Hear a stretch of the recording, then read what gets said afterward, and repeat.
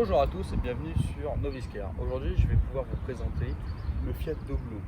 Donc, cette version est dotée d'un moteur 4 cylindres essence de 80 chevaux et développe 200 Nm de couple au maximum à 1500 tours minute. Ce véhicule est doté d'une boîte manuelle 5 vitesses. Il est à 13 500 €, toute taxe comprise, et comporte pourtant beaucoup d'options. En effet, sur ce véhicule, on retrouve des options comme la navigation, le radar de recul, les rétroviseurs électriques. Mais je vous ai mis le détail dans la description. Alors ce véhicule fait 80 chevaux, il ne faut donc pas s'attendre à un dragster. En effet, ce qu'on demande au Doblo est surtout d'être pratique. C'est pour ça que dans l'habitacle, on a 3 sièges et même un coffre de sièges. Pour ce qui est du transport de marchandises, le Doblo peut transporter plus d'1 tonne de marchandises et 5,4 m3.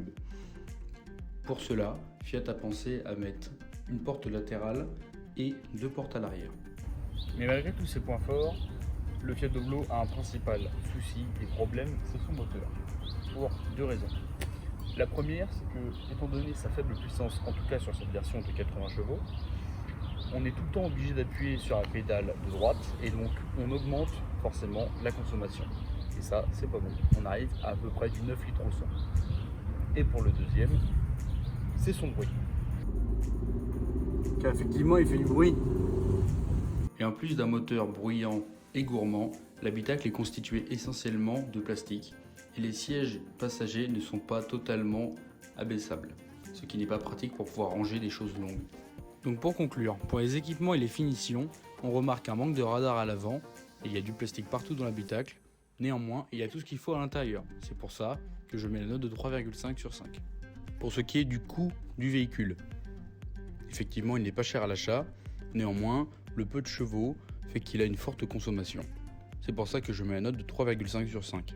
Pour ce qui est de la praticité du véhicule, on a beaucoup de rangements, on peut transporter beaucoup de marchandises. Néanmoins, les sièges ne sont pas pliables en entier. C'est le seul et unique souci pour ce qui est de la praticité, je mets donc la note de 4 sur 5.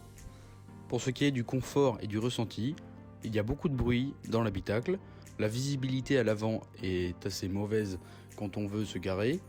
Néanmoins, le Doblo est une voiture confortable et agréable à conduire. Je mets donc la note de 3,5 sur 5. Toutes ces notes nous font une note finale de 14,5 sur 20, ce qui est une plutôt bonne note. Pour le reste, je vous laisse juger par vous-même. Voilà, j'espère que ça vous a plu. Si c'est le cas, abonnez-vous, mettez un pouce bleu ici sur Instagram. Je vous mets tous les liens dans la description. Et je vous dis à bientôt pour de nouveaux essais et de nouvelles vidéos sur Noviscar. Et comme on dit chez moi, boudou!